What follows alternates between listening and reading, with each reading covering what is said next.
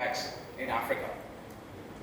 During our stint at the Security Council, where we held its presidency in August 2021 and again in December 2022, we constantly fought against justifying terrorism, against double standards, against fragmenting our fight, against linkage to organized crime, against financing of terrorism, and against those who blocked enlisting of terrorists under the UN sanctions regime. You will recall that in the UN Security Council, India also proposed several names of terrorists for listing under the UNSC Resolution 1267 sanctions. In a significant development, the United States joined us as co-signatories for these proposals. However, a block was placed by China against listing them. But two weeks after we left the Council, in January this year, one of our proposals for terrorist listing under 1267 was actually approved by the Security Council. This was the listing of Abdurrahman Makki, Deputy Amir and Chief of Lashkar-e-Taiba, the first listing with India as a proposer in the Council.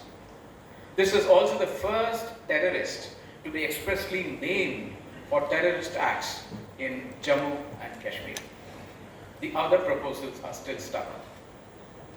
Friends, apart from geography, the third contemporary global trend relates to new and emerging technologies for terrorist purposes.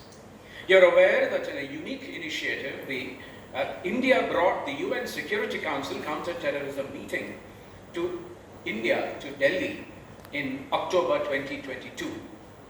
The landmark Delhi Declaration on countering the use of new and emerging technologies for terrorist purposes was adopted during this special CTC session. It focused on three key areas, namely 1, counter-terrorist exploitation of information and communication technologies, 2, terrorist threats posed by use of unmanned aerial systems, and 3, countering financing of terrorism, especially new payment technologies and fundraising methods. Proliferation of online activities, especially during COVID, has given the terrorists the opportunity to target youth, including through gaming platforms for recruitment and radicalization. Social media has been used to create an online echo chamber of hate. Sophisticated communication methods like online gaming chat rooms and restricted access sites have sprung up. Modern fundraising and payment technologies and new payment methods are being misused freely. Commercially available unmanned aerial systems, UAS, are used by Al-Qaeda, ISIL, and of course by our own neighbor for terror attacks and arms trafficking. The UNGTI points out that current estimates suggest that 65 non-state actors are now able to deploy drones, which can be easily accessible in public marketplaces. They can travel up to 1,500 kilometers, be deployed in swarms, be used in targeted assassinations, hold biological weapons, require little training, and are highly accessible.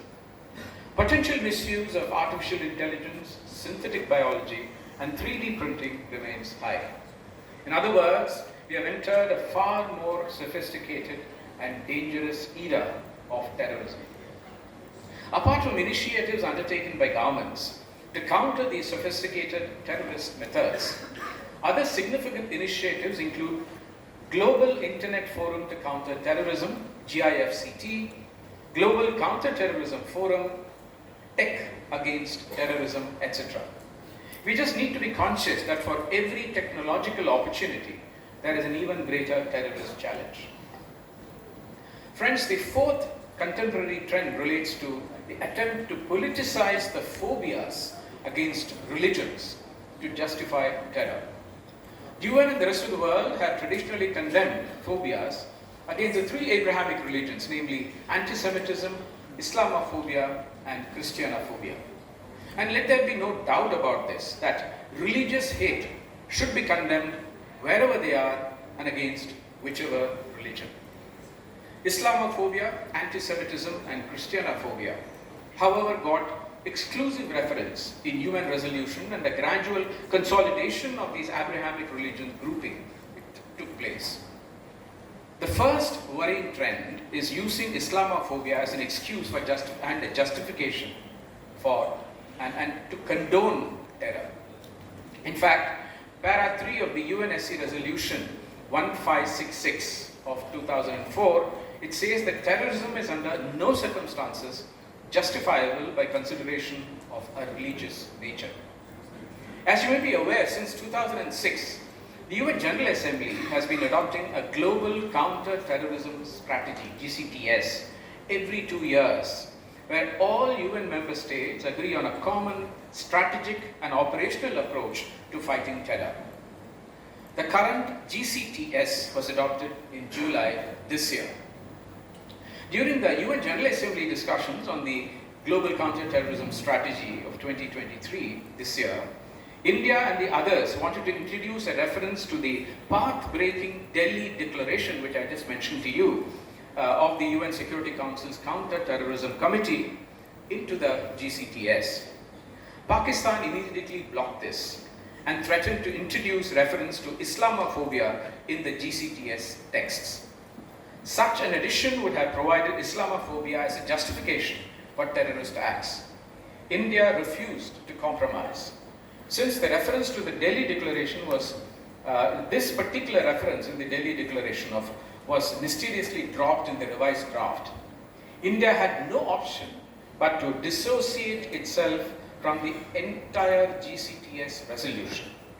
And it charged that the arbitrary move to pick and choose were disturbing and uncalled for. However, these efforts have only increased recently. In fact, at the recent ministerial meeting of the non-aligned movement in Azerbaijan in July 2023, you will find similar equation being drawn in the declaration between the Delhi meeting and the OIC Islamabad meeting. The second worrying aspect of this trend is that this fight against religiophobia is selective. There has been a lack of recognition of the growing attacks and hatred against non-Abrahamic religions, including against the Hindus, the Sikhs, the Buddhists, etc. The continuing attacks on temples and gurudwaras and forcible conversion of minority communities in our neighborhood, they are well known and documented. But this has unfortunately spread to the West as well, including the United States, Australia, the UK, and to Canada, with even our Prime Minister and our External Affairs Minister compelled to take them up with their counterparts. So it is far more extensive than what is believed. Questions are being raised in the West whether the secularism cum political civil rights construct is adequate to combat religious motivations, or has it become important to combat religiophobia. And in Canada now, three forces have come together on its soil into a potent mix, namely terrorism, Hinduphobia, and separatism. They are also closely intertwined with organized crime, which is what we are discussing today, and including committing organized crime in India.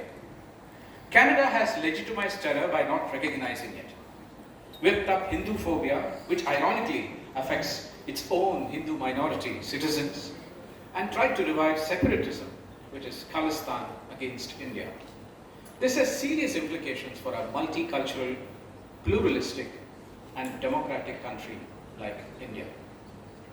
Friends, these are, in my opinion, the four immediate challenges on the global fight on terror, which needs our collective resolve and effort.